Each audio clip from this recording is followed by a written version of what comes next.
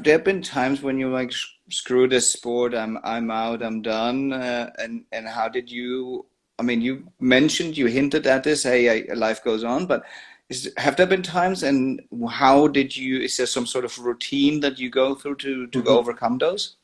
So my biggest, I guess, hurdle in like dark times was like about 3 years after my injury. This was when I was told that this is like as good as you're going to get. And I got to like maximum medical recovery, as they call it. And that was when kind of like reality hit me in the face. And it's like, oh, well, this is what my life's going to be. Like I was walking on a cane. I could stand for maybe like 10 minutes. I could walk maybe 150 meters kind of thing, right? Like life wasn't great. I was in pain all the time. And then, you know, I found sitting volleyball, and I was now exposed to like high functioning amputees all the time. And I started questioning, why am I choosing to be in pain like throughout my whole life? Like it was eventually I realized it was a choice, right? So there were some really dark times. I was dealing with depression. There was like suicidal thoughts, that kind of stuff. Like it was pretty dark for a while. Once I found sport and, you know, in that community, it really helped me to kind of like find a new outlet, find a new purpose,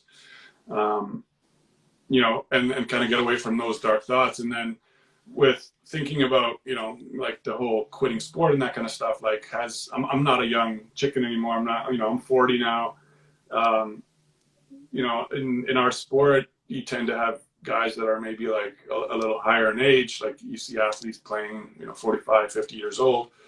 But, you know, I'm realizing that I'm coming to like the end of my career. And my biggest thing has been just trying to find like every way to maximize the training that I have now and to find that success, whether it's, you know, for myself or others in the future, trying to start these programs with the sitting volleyball and like, you know, maybe getting into coaching and that kind of stuff in the future to continue helping others maybe get in the sport. The biggest thing obviously is like we all have bad days where, you know, you wake up and you don't want to train, or you know, you're tired or you're sore or whatever it is. But for me, the I guess regret in a competition of like knowing that I could have done more is strong enough to motivate me to get out there and to get to the gym. There's a lot of times where I don't feel like it, you know, but I know that once I get to the gym, once I start my exercise, like it'll be fine. And then when I'm done, like I'll actually feel better about the fact that I got out there, as opposed to, you know, giving into the demons and just sitting at home and doing essentially nothing, right?